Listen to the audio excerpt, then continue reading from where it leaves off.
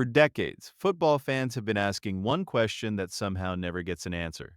Who is the greatest footballer of all time? Mention Messi, and Ronaldo fans will remind you about goals, longevity, and athleticism.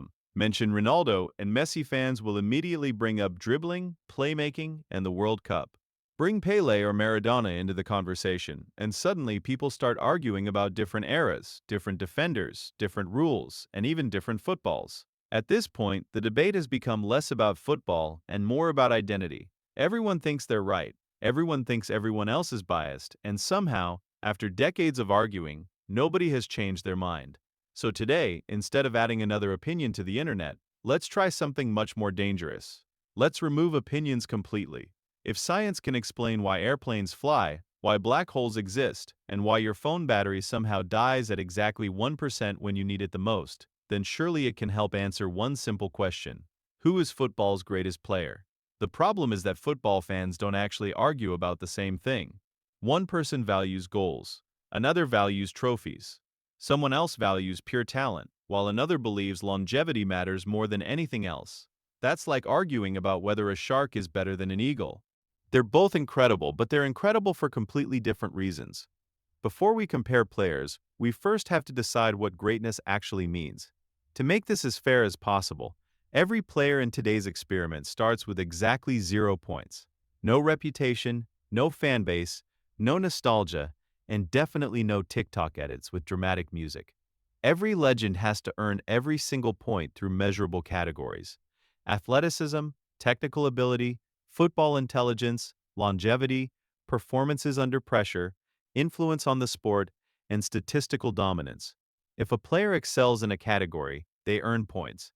If they don't, science simply moves on without caring how many fans they have on social media. Now, before anyone says this experiment is already biased, here's the uncomfortable truth.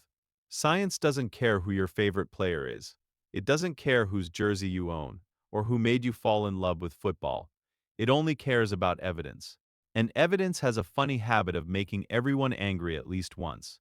Let's begin with athleticism, because this is where one of football's biggest myths immediately falls apart. Many people assume that the greatest footballer must also be the greatest athlete. It sounds logical until you actually look at football. The fastest player isn't automatically the best. The strongest player rarely wins the Ballon d'Or. The tallest player doesn't dominate the sport. Football isn't a 100-meter sprint or a weightlifting competition. It's a game where the brain often defeats the body. That doesn't mean athleticism isn't important. It absolutely is. Sprint speed, acceleration, stamina, jumping ability, balance, agility, reaction time, and injury resistance all play a massive role in determining how much a player can physically do on a football pitch. Cristiano Ronaldo is perhaps the greatest example of an athlete maximizing the human body. His sprint speed, vertical leap, physical conditioning, and longevity are so extraordinary that even sports scientists have studied his training methods. At an age when most footballers are thinking about retirement, Ronaldo was still competing with defenders nearly half his age. That's not normal. That's biology refusing to follow the usual timeline. But here's where things become interesting. Athleticism isn't just about muscles. Lionel Messi proves exactly the opposite. Messi was never the tallest, never the strongest, and certainly never the fastest over a long sprint. Yet defenders consistently failed to stop him. Why? Because football rewards acceleration more than top speed, balance more than raw strength, and body control more than muscle mass. Messi's unusually low center of gravity allowed him to change direction so quickly that defenders often committed before he had even decided where he wanted to go.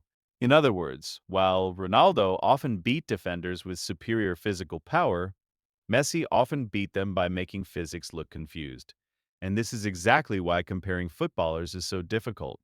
Ronaldo represents one of the greatest athletic profiles football has ever seen. Messi represents one of the greatest examples of efficiency over raw physical dominance. Neither approach is objectively superior in every situation.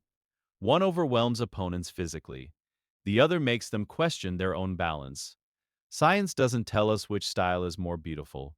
It simply tells us both are extraordinarily effective in different ways. So if you came into this video expecting athleticism alone to decide the greatest player ever, I'm afraid the experiment has already ruined that idea, because football has never been won by the strongest body alone. It has always rewarded something much more complicated.